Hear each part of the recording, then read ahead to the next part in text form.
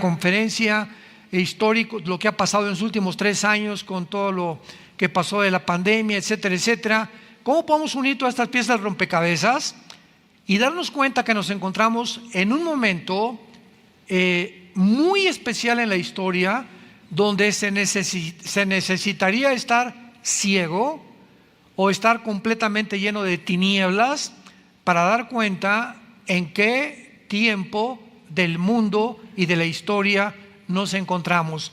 Somos la primer generación de la historia en la que un hombre puede gobernar el mundo entero mediante la tecnología moderna. Nunca había el mundo llegado tecnológicamente al punto donde nos encontramos como es el siglo XXI. La ciencia en cuanto a la genética, en cuanto a la biología, ahora ya no se habla de eso, ahora se habla de transhumanismo, inteligencia artificial, robotización, etcétera, etcétera.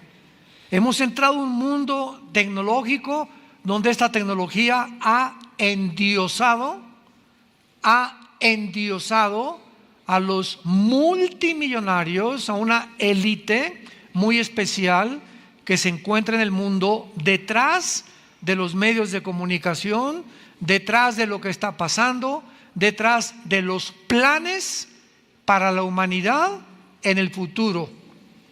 Y no es el presidente de una república, ni el presidente ni un dictador de tal o cual país, es un grupo, una sociedad secreta en el mundo, y esto no es conspiración ni mucho menos, es un grupo de multimillonarios que están manejando los medios de comunicación, los protocolos de los gobiernos y tratando de quitarles y robarles a los gobiernos del mundo la soberanía nacional. Es un mundo muy complicado y desgraciadamente, ya no pensemos en el mundo a nuestro alrededor, los mismos cristianos jamás se habían encontrado tan confundidos de no saber qué es verdad y qué no es verdad. ¿Qué es engaño? ¿Cómo está funcionando el engaño a nuestro alrededor?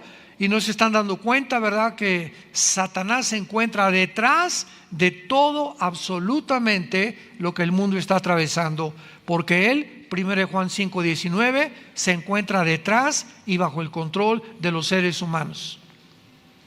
Cuando recibimos nosotros a Jesucristo como nuestro Salvador, inmediatamente se hizo la luz.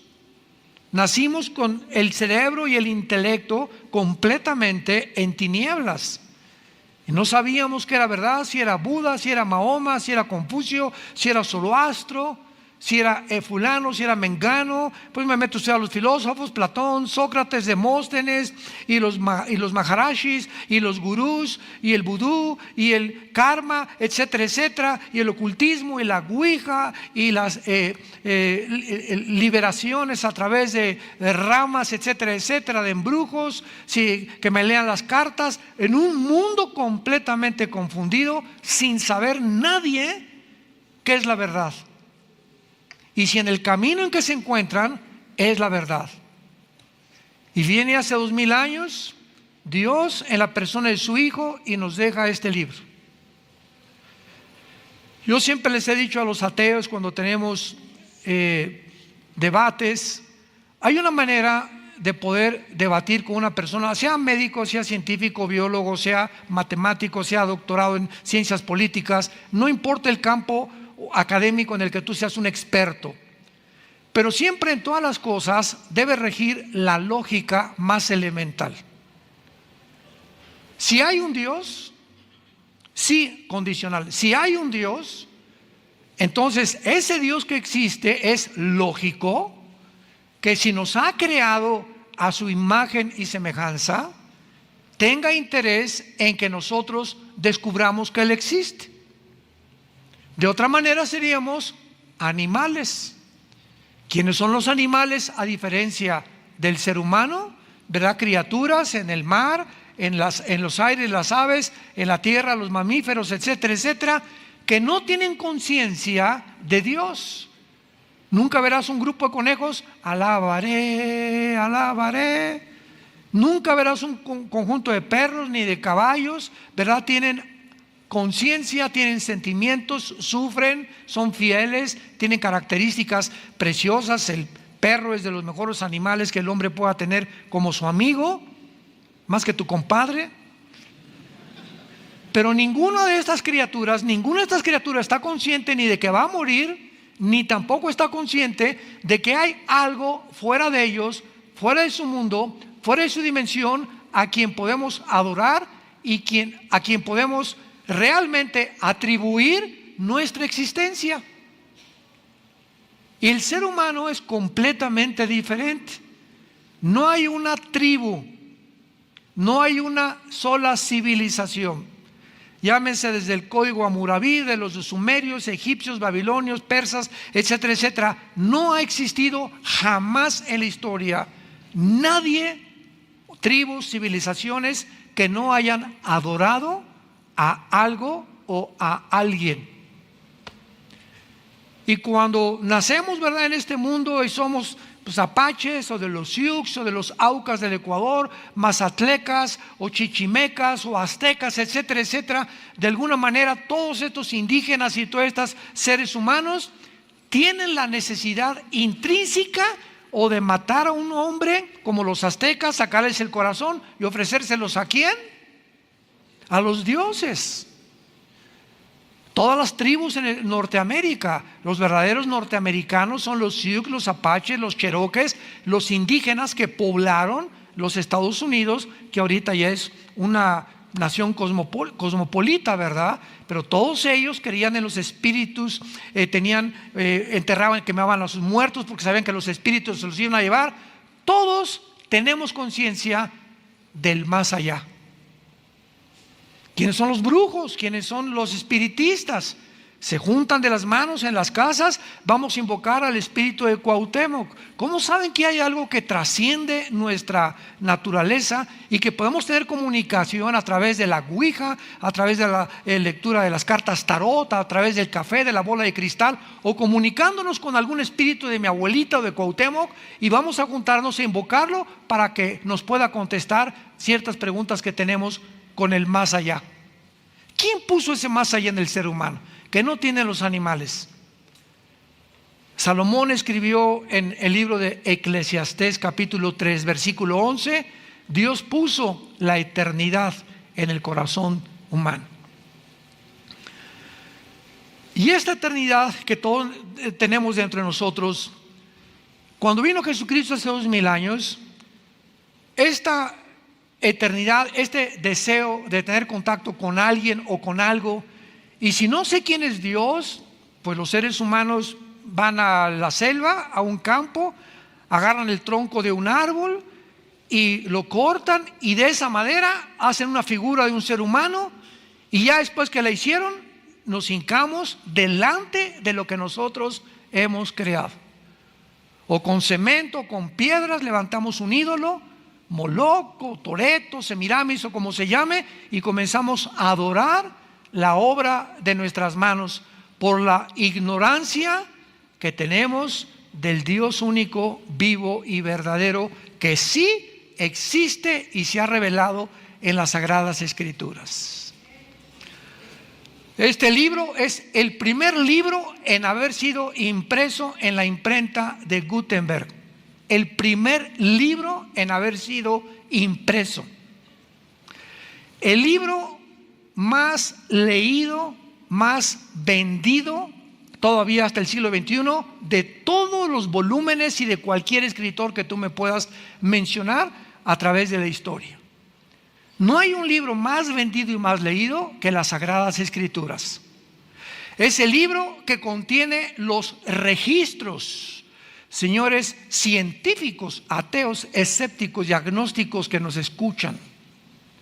Es el libro que contiene los registros más antiguos de la genética, biología, química, matemáticas, física, antropología, paleontología y cualquier otra rama académica, historia, geografía que me puedas mencionar.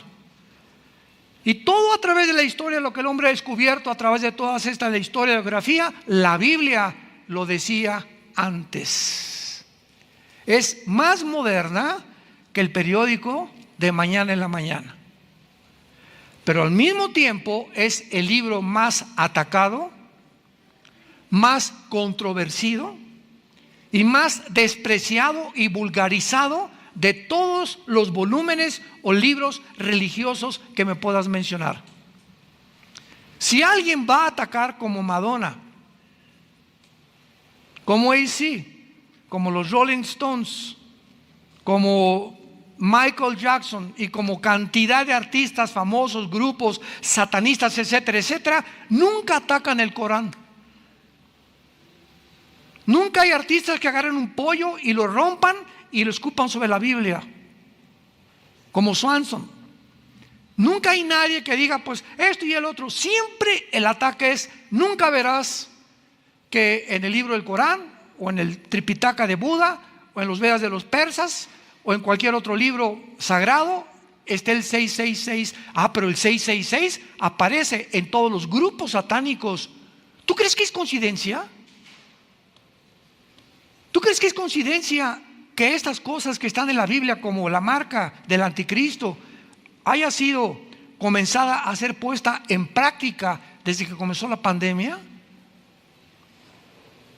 Que ya no podías entrar a una tienda, no podías subirte a un avión, no podías comprar si no tenías ciertos requisitos médicos, que así le llamaron, y que de repente nos dimos cuenta que comenzamos a ser controlados por todos lados. ¿En qué mundo nos encontramos? Todo esto cobra realidad cuando venimos a las Sagradas Escrituras. Comenzaron también los grandes filósofos utópicos del siglo XXI. Ya el comunismo cayó en 1991 y ahora sí es una época, una nueva era le llamaron, de progreso. Tenemos la tecnología, estamos en el espacio, el internet, el iPhone, la cibernética. Ahora va a ser muy difícil que haya una guerra entre nación y nación, porque el ser humano ha llegado a una ecuanimidad y ha llegado a un criterio tan amplio que sería una locura que una persona le mandara una bomba nuclear a otra nación, sabiendo que la otra nación le puede contestar, y solamente dos locos podrían enfrentarse a una guerra nuclear porque ellos mismos se destruirían. No, el hombre no está tan loco como eso. Es imposible que lleguemos a esta posibilidad. Además, ahora que el comunismo desapareció, pues ahora va a haber más capitalismo, va a haber mercado libre, el mundo va a tener un auge económico y hemos llegado a una nueva era completamente diferente. Llegamos al siglo XXI, se levanta un hombre en Rusia llamado Vladimir Putin, comienza a invadir. Los musulmanes atacan las dos torres gemelas, 19 radicales musulmanes, produciendo el primer acto terrorista más grande después de la Segunda Guerra Mundial. Estados Unidos comienza a despertar. Ahora sí, ¿verdad? Como decimos aquí en México, ajijolí, cuánto apache. Ahora sí que estamos rodeados. Nunca nos dimos cuenta, pero estamos en el país más poderoso. Se metieron en aviones a Nueva York, a nuestro terreno, a donde estamos nosotros creyendo que somos los amos del mundo. Pues humillaron a los Estados Unidos, este grupo terrorista. Después viene Putin y se mete otra vez a otras áreas en Rusia. La OTAN comienza a expandirse hacia el nororiente de Europa. Putin hace poco invade Ucrania y el mundo comienza otra vez a realizar la verdad de que el ser humano es mentira que ha progresado, que nos encontramos con toda la tecnología, con toda la ciencia y con todo aquello que creíamos que había de desaparecer, al borde de una guerra nuclear. Jesús dijo hace 2000 años: oirán de guerras y rumores de guerras. Y miren que no se turben, porque es necesario que esto acontezca. Y entonces vendrá el fin. Y esta serie que estoy compartiendo con ustedes tiene ese propósito: analizar eventos tanto científicos, cibernéticos, históricos, teológicos, bíblicos, para poder juntar todo este rompecabezas y poder realmente decir en qué nos podemos basar, tanto con lo que está pasando en el mundo, a la luz de la Biblia, para poder decir realmente somos la primera generación que podemos destruirnos en 5 minutos con el potencial nuclear que existe. Somos la primera generación donde gracias a la tecnología es evidente y claro y seguro que una sola marca, como ya lo vimos en la pandemia, marcar al ser humano ya es posible a través de la biometría, y una persona puede ya controlar el mundo. Ahorita, por ejemplo, venimos mi esposo y yo de Dallas, entramos ahí en Dallas al aeropuerto, y al pasar para abordar el avión ya no te piden el pasaporte. Una cámara, te paras frente a la cámara y aparece tu foto, pásele. Le digo, ¿cuándo me retrataron? Esa foto, le dije a mi esposo, nunca me la han tomado. Y yo le dije de broma a la señorita, ¿verdad? Por favor asegúrese que mañana me publican, en el primer periódico, que me subí al avión.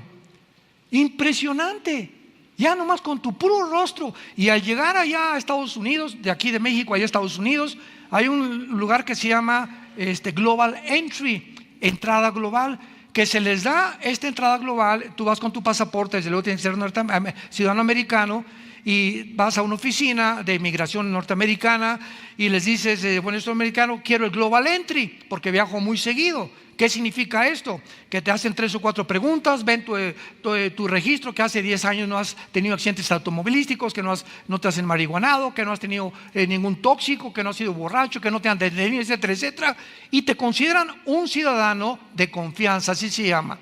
Y te dan entonces una tarjeta que se llama Global Entry. Y ahora que regresemos a Estados Unidos, mi esposo y yo, al llegar, yo ya no paso por migración, paso por un aparato donde tampoco meto mi pasaporte. Otra vez me retrata y comenzamos a hacer cola en 5 minutos. Y comenzamos a pasar y me dice el de inmigración, Armando, hello, le digo, y pásale.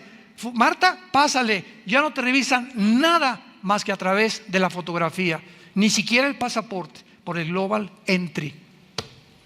Este es el mundo que estamos viviendo. En China hay cámaras, pero como no se imaginan, en Shanghái y en todas las ciudades, que están retratando millones de caras al mismo tiempo, y tiene las pantallas el gobierno de China donde puede detectar a un delincuente que buscan a tal persona en segundos a través de los métodos computacionales, a través de la cibernética y a través de la biometría.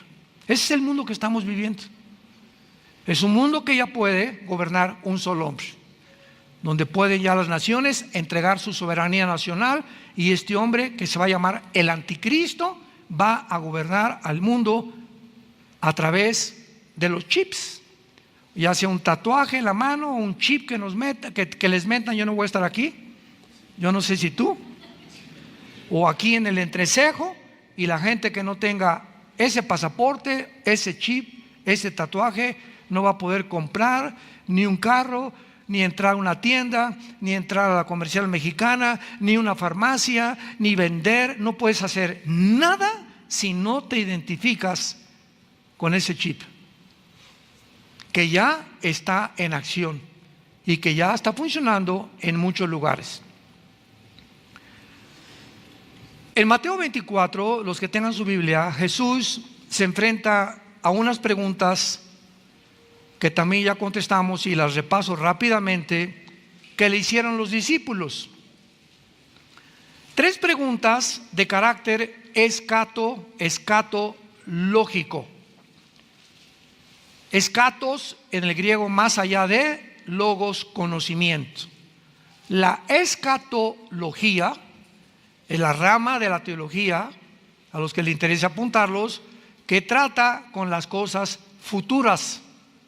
Un escatólogo es un estudiante de la Biblia que se dedica a escudriñar principalmente el área de las profecías bíblicas de los últimos tiempos. Y dentro de la escatología le hacen 3 preguntas a Cristo muy interesantes, que Él contesta y otra no la contesta. Y dice el versículo 3, estando sentado él, o sea Jesús, en el monte de los olivos, los discípulos se le acercaron aparte diciendo: pongamos atención a estas tres preguntas que le hicieron. Dinos, número 1, ¿cuándo serán estas cosas? La primera pregunta está relacionada con el versículo anterior, que el templo, que era una atracción tremenda en aquellos tiempos que hizo Salomón, lo admiraban, este edificio. ¿Quién puede derrumbar este edificio? Cuando vio Cristo a los discípulos que estaban asombrados más por el edificio que por su persona, les dijo: ven este edificio, les puedo decir que no va a quedar piedra sobre piedra. Esta primera pregunta que le hicieron a Cristo, ¿cuándo sucederán estas cosas?, está relacionada de cuándo pasará que el templo sea destruido. Esta sucedió 70 años después de Cristo, cuando el general Tito de Roma entra a Jerusalén y acaba con Jerusalén, y no queda piedra sobre piedra. Se cumple al pie de la letra las palabras de Jesús. Pero quedan dos preguntas más. La segunda pregunta es: ¿qué señal habrá de tu venida? O sea, podemos darnos cuenta cuando tú regreses de alguna manera, porque nos has dicho te vas y vas a regresar. ¿Hay alguna señal para que cuando regreses sepamos nosotros que tú vas a regresar? Cristo le da esta respuesta en el versículo 29 y 30 del mismo capítulo 24 de Mateo. E inmediatamente después de la tribulación de aquellos días, el sol se oscurecerá, la luna no dará su resplandor, y las estrellas caerán del cielo, y las potencias de los cielos serán conmovidas. Entonces aparecerá la señal del Hijo del Hombre en el cielo, y entonces lamentarán todas las tribus de la tierra, y verán al Hijo del Hombre viniendo sobre las nubes del cielo con gran poder y gloria. Esta segunda pregunta, ¿cuándo será la señal?, se cumplirá al final de la tribulación. Pero antes hay otra pregunta que es la que nos atañe y la que hemos estado investigando y tratando de contestar, y gracias a Dios que ya la podemos contestar, repito, por el análisis que podemos hacer de las señales, de la historia, de los eventos a nuestro alrededor y principalmente de las Sagradas Escrituras. Dice así la última pregunta: ¿y qué señal habrá del fin de la historia? Se puso en el griego siglo, el fin de la historia, o el fin de la historia humana, o el fin del siglo, como le querramos llamar. Cristo no contesta esto: ¿qué señal habrá del fin del siglo? O sea que ya la historia se terminará. Sin embargo, cuando leemos en el versículo 5 que Jesús comienza a decirles, solamente les voy a dar algunos datos importantes: vendrán muchos en mi nombre diciendo yo soy el Cristo, y a muchos se engañarán. Dice Cristo, una de las señales, una de las muchas que les voy a dar, que pueden ustedes ubicarse y darse cuenta que realmente ya nos acercamos al final de la historia. Se van a levantar cantidad de hombres diciendo que son el Mesías. La palabra Cristo, Yeshua en el hebreo, es el Mesías. Vendrán muchos diciendo yo soy el Mesías, o sea, el ungido de Dios, el Salvador del mundo. Y este mensaje lo traen la mayoría de los gobernantes en el mundo actualmente. Muchos gobernantes surgen inmediatamente y todos hacen, sabemos, promesas que ninguno cumple. Pero todos nos prometen qué cosa: que nos van a salvar, que la economía va a mejorar, que va a mejorar tu nivel de vida, bla, bla, bla, bla. Y la gente, ¿verdad?, engañada por la política, votamos por estos gobernantes que en el mundo entero, a través de toda la historia, conquistadores, dictadores, etcétera, etcétera, han engañado a la humanidad. Pero Cristo no se refiere políticamente, se refiere espiritualmente. ¿No han visto ustedes en las redes sociales, hace de 6 meses para acá, ya no vamos tan lejos, ¿Cuántos Mesías Israel está diciendo que ya llegaron? Métanse los Mesías de Israel en Google, lo puedes encontrar. Todavía hace 2, 3 semanas ves un hombre con un sombrero, con una barba. Se juntaron miles de rabinos en Israel alrededor de él y cantaban y bailaban, y aquí está con un sombrero negro, y le besaban la mano los judíos, cosa que tienen prohibidísimo, y lo tocaban la ropa, y el Mesías, etcétera, etcétera. Hace 4 meses un rabino en Nueva York dijo que él era el Mesías, se murió, y tenemos casi 2 o 3 años que Israel, de una forma absurda, ridícula y risible y patética, está haciéndose el hazmerreír esta religión judaica en el mundo entero por las barbaridades de estar señalando hombres como tú y como yo, porque están ansiosos que venga su Mesías, y cuando venga no va a ser el que ellos esperan. Cuando venga será el anticristo, que vendrá como un ángel de luz, dice la Biblia. Se presentará con tratados de paz en el mundo, resolverá problemas en el mundo, tal vez del gas, del dinero, del euro, del dólar, de los yuanes, el problema de China, etcétera, etcétera. Y el mundo se maravillará ante este hombre, y este hombre hará un pacto con los judíos de paz, prometiéndoles. Eso se encuentra en Daniel 9, 23 al 27, versículo 27 especialmente, prometiéndoles a los judíos que nadie se va a meter con ellos durante 7 años. El capítulo 28 de Isaías describe como un pacto de la muerte. Hicieron un pacto con la muerte. Todos los judíos engañados, porque rechazaron al verdadero Mesías hace 2000 años, a Jesucristo, van a ser ahora engañados. Jesucristo dijo: cuando venga un falso Mesías, a él van a recibir. Ahí me rechazaron, pero cuando venga alguien en su nombre, yo no vengo en mi nombre, dijo Jesús, vengo en el nombre de mi Padre, y no me reciben. Pero si alguien viene en su nombre, a ese van a recibir. Qué patético. Y el anticristo, sabemos, ¿verdad?, para no extendernos, que firmará este tratado de paz. Me imagino que en ese tiempo los judíos reconstruirán su templo, el tercer templo, que tienen años tratando de levantarlo.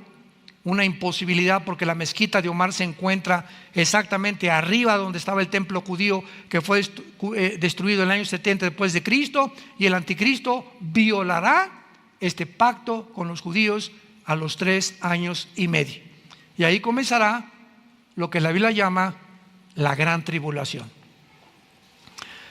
Entonces Cristo les dice: van a ser engañados, va a haber guerras, rumores de guerras, etcétera, etcétera. Pero en el versículo 32, dichosos los que trajeron Biblia.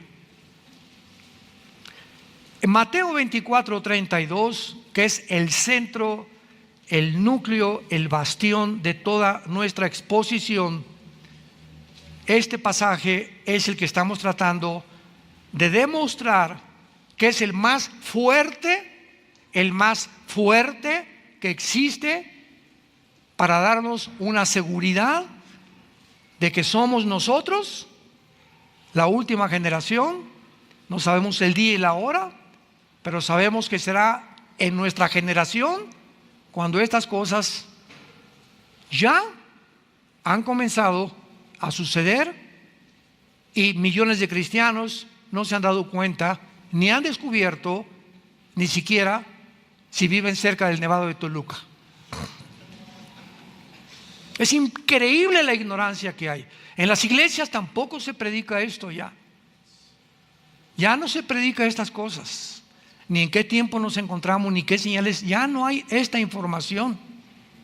Es impresionante las tinieblas que han comenzado a caer en el mundo, están entrando a las iglesias. Dice Jesús, versículo 32, esta es la señal más importante de Jesús. De la higuera aprendan la parábola. Cuando ya su rama está tierna y brotan las hojas, sabéis que el verano está cerca. Así también vosotros, cuando veáis todas estas cosas que está cerca a las puertas, de cierto les digo, no pasará esta generación hasta que todo esto acontezca.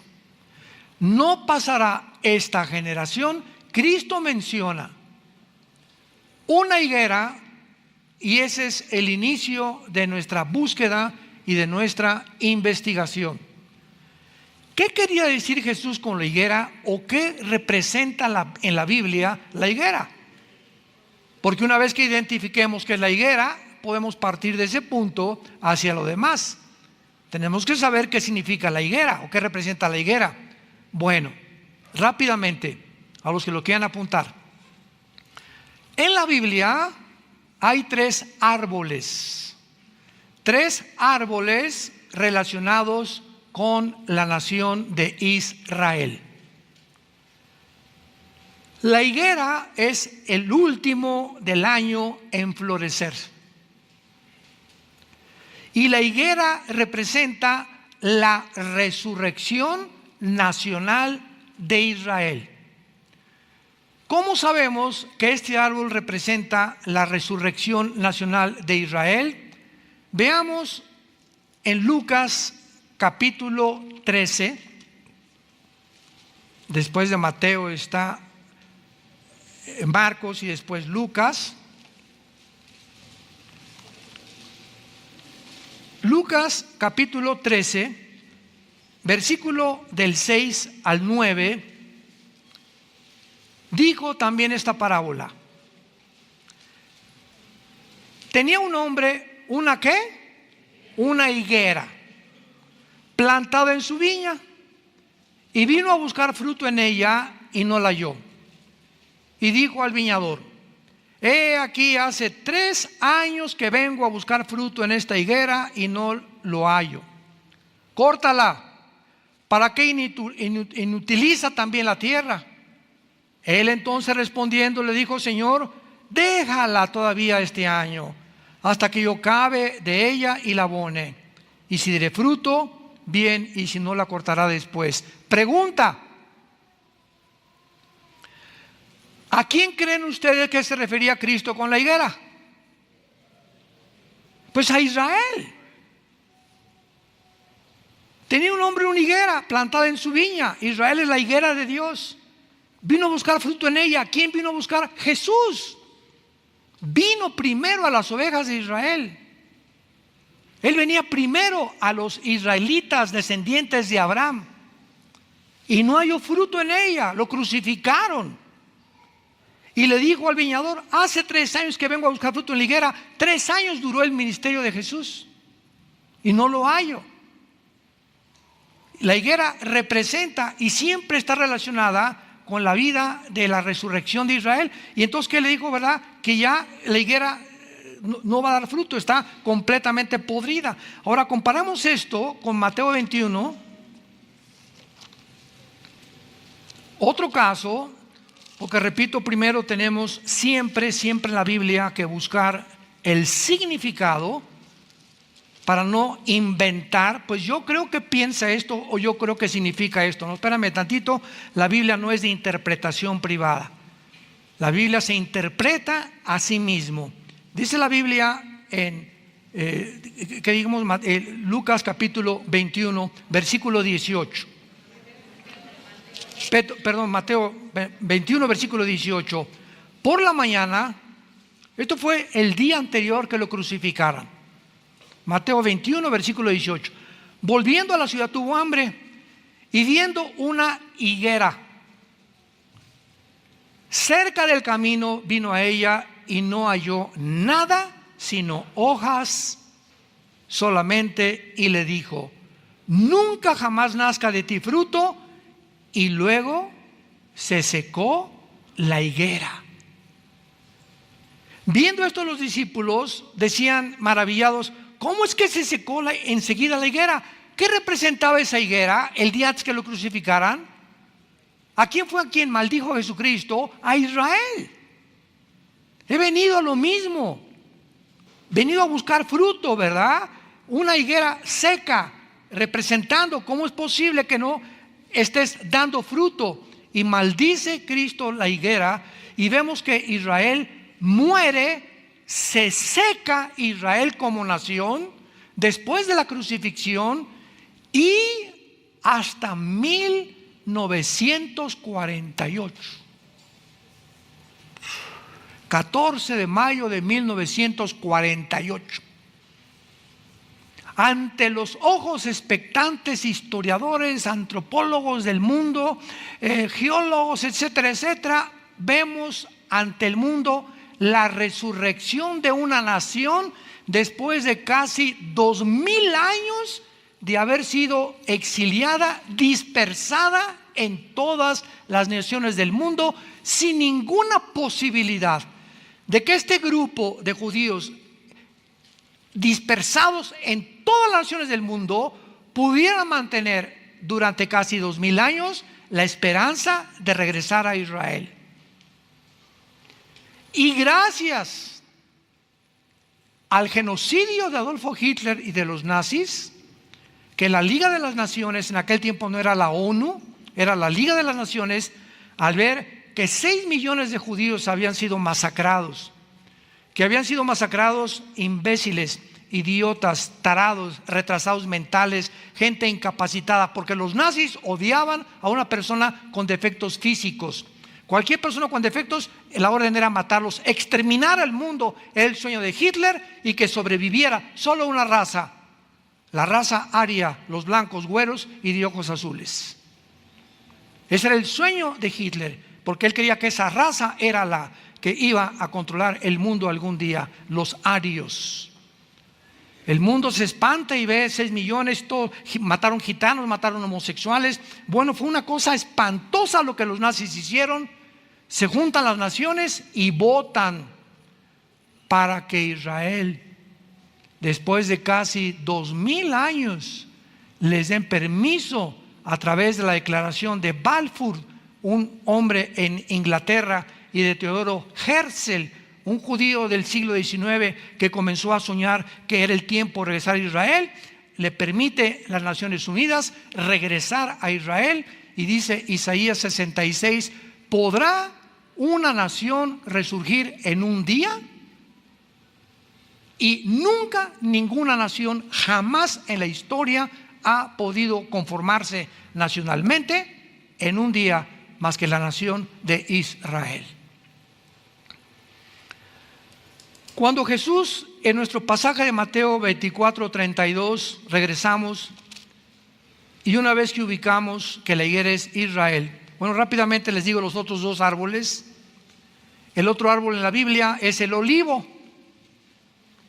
El olivo representa las bendiciones de Israel desde los patriarcas, que los encontramos en Romanos capítulo 11. Se describe a Israel como el olivo natural, ¿se acuerdan?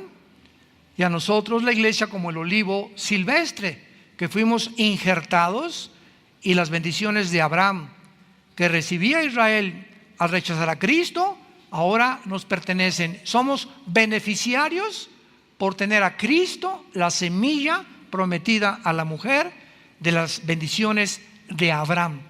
No somos Israel, porque Israel es el olivo natural y nosotros el olivo silvestre. Pero el olivo representa, repito, las bendiciones espirituales de Israel. Y el tercer libro de la Biblia es la vid.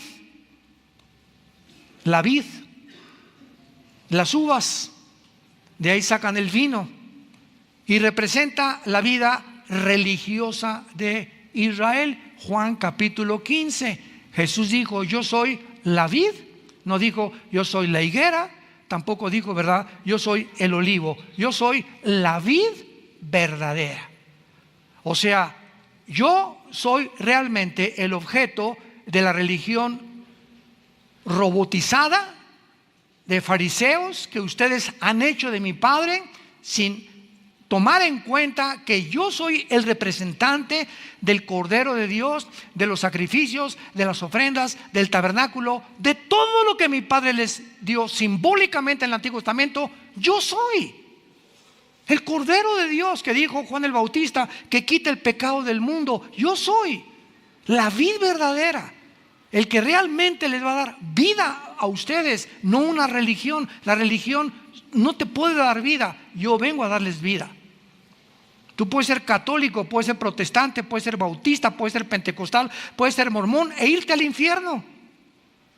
No es tu religión la que salva, es la persona de Jesús que entra a tu vida para producir como una semilla, un árbol que comienza a crecer dentro de ti sin que te des cuenta, hasta que comienzas a dar fruto. Gálatas 5, 23 y 24, el fruto del Espíritu es amor, paz, gozo, dominio propio, paciencia, y comenzamos a manifestar las características de una persona que está siguiendo a Jesús. Y tú puedes decirte religioso, y vengo a esta iglesia 20 años. Mi papá era el cura de San Marcos, mi mamá era la madre descendiente de la Madre Teresa, mi padre fue arzobispo y mi tío, hayan sido lo que hayan sido. Si tú no tienes a Jesús, no tienes la vida. 1 Juan 5 del 10 al 2, el que tiene a Cristo tiene la vida. El que no tiene a Jesús no tiene la vida. No es la religión la que nos salva. El cristianismo no es una religión, es una relación. No entras a una nueva sociedad secreta, a un nuevo sistema de ceremonias y de ritos. Entramos a la vida, a una familia. Somos una familia. Que habita Jesús en mi vida, habita Jesús en tu vida, y por lo tanto yo puedo tener comunión contigo porque el espíritu que tú tienes es el espíritu que yo tengo, y eso es lo que nos hace hermanos y hermanas en Jesucristo. Y actualmente hay un movimiento que se llama el movimiento ecuménico en el mundo, que es el movimiento de unir a todas las religiones. Ahorita en Roma acaban de tener que protestantes, que católicos, que musulmanes, todos bajo una bandera. Qué bonito se oye, ¿verdad? Qué bonito se oye. Para que todos unidos busquemos la paz. Espérame tantito, amigo mormón, amigo hindú, amigo musulmán. Mira, yo te respeto con mucho gusto, pero ¿sabes una cosa? El sistema que tú tienes para llegar a Dios contradice la Biblia. El hinduismo tiene 6 millones de dioses. El Islam dice maten a los cristianos y a los judíos. El Buda dijo antes de morir, yo no soy Dios, busquen la verdad. Y el budismo es una religión atea. ¿Atea? ¿Y forma parte de las religiones? Sí. Y también el comunismo. El comunismo es una religión. ¿No lo sabías? Ya lo sabes. Son los sistemas. Porque se corrió la propaganda. Una religión es todos los que hablan de Dios. Y si tú hablas de Dios, eres religioso. Yo recuerdo en los 90 cuando comencé a visitar la Facultad de Filosofía y Letras en la Universidad Autónoma de México, el Politécnico Nacional, preparatorias, recorrí cantidad de universidades en la República Mexicana, y siempre en aquel momento descubrí la forma de entrar a las universidades, porque me decían, oiga, me recomendaban los estudiantes que eran cristianos, oiga, vénganos a una cátedra aquí de la Biblia o de Cristo en la Facultad de Derecho, en la Facultad de Filosofía. Les decía, no puedo porque no me van a dejar entrar, porque el gobierno dice que la educación es laica. Y yo, ¿qué significa esto? Que no hay nada de religión en la educación.